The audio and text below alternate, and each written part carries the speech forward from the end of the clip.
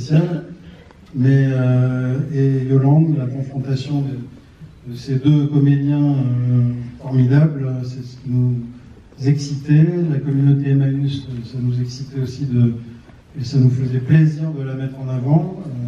Enfin, on vous racontera plein de choses évidemment après, mais en tout cas, voilà, donc je suis heureux que vous soyez là ce soir. J'espère que vous allez passer un bon moment pour ce film archi-césarisable.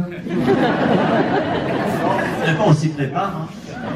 Et donc, merci par avance, et je vous dis à tout à l'heure, je passe le micro à Yolande, avec un micro d'ailleurs.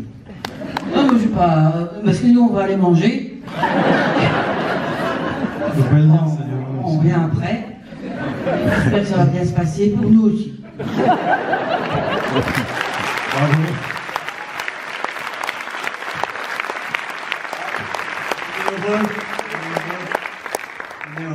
Attendez un petit peu. Ouais, merci. Ouais. Une petite salade de carottes, un truc très simple. Hein. On va voir ça. Bon, bah, tout à l'heure en tout cas. Merci.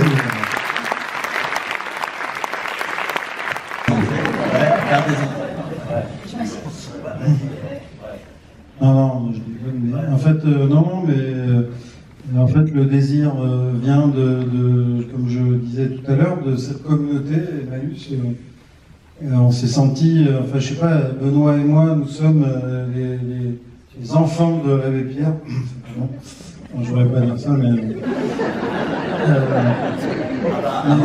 Non, mais nous sommes tous des enfants de l'abbé Pierre. Enfin, pour ceux qui sont comme moi, enfin, à force d'être jeunes, on commence à être vieux, mais 56 pour moi, 59 pour Benoît. Nous avons vécu avec l'abbé Pierre, c'était la personnalité préférée des Français, mais c'était pas pour rien. Pour une fois, il y avait quelqu'un, maintenant c'est Cyril Hanouna, bon, c'est un peu changé, mais là, à l'époque, ça voulait dire quelque chose encore, la personnalité préférée des Français, puisque même qu'on soit athée ou croyant ou n'importe quoi, ce qu'avait fait l'abbé Pierre en 54 et ce qu'il a fait après, et même quand Coluche est venu le voir pour faire les Restos du Cœur, tout ça c'était des coups de gueule. C'était un mec qui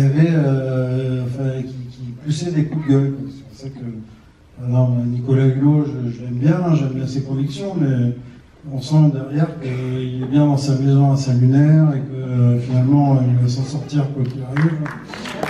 Donc, mais à part ça, j'aime bien, hein, je trouve qu'il a ouvert les yeux sur plein de choses et tout ça, mais bon, l'abbé Pierre, c'est pour ça qu'on dit que c'était un punk dans le film, mais c'était vraiment un punk, en 54, faire ça, je sais pas, il y avait vous le connaissez, vous savez ce qui s'est passé, je vais pas paraphraser, mais... Donc voilà, donc Emmaüs, c'était pour nous, pour notre génération, enfin, en tout cas, important. Et pour la chirurgie esthétique. Et pour la chirurgie esthétique un peu plus tard. Mais voilà, donc voilà, Emmaüs, moi, enfin, comme Yolande, nos meubles viennent en partie d'Emmaüs, hein, bon, ça c'est classique. Et Benoît, ce qui me faisait rire, c'est qu'il racontait ça la dernière fois quand on présentait le film, c'est que lui, il était de Saint-Quentin, donc, et sa mère allait dans les Emmaüs et achetait des photos, enfin, elle voulait des cadres, et quand tu achètes des cadres à Emmaüs, tu as des photos des gens déjà, et elle ramenait ça partout, et elle mettait les photos des gens chez elle. Donc Benoît a cru qu'il avait une énorme famille pendant très très longtemps, mais c'était que des gens qu'il ne connaissait pas. Enfin, et voilà, enfin, on a tous une histoire avec Emmaüs, et ça reste, pour des gens comme nous, ça fait 8 films qu'on fait sur les comédies sociales, n'en déplaise à certains journalistes parisiens, mais voilà, ça nous est chevillé au corps, et c'est dans nos tripes, et voilà, on a envie de parler de ça.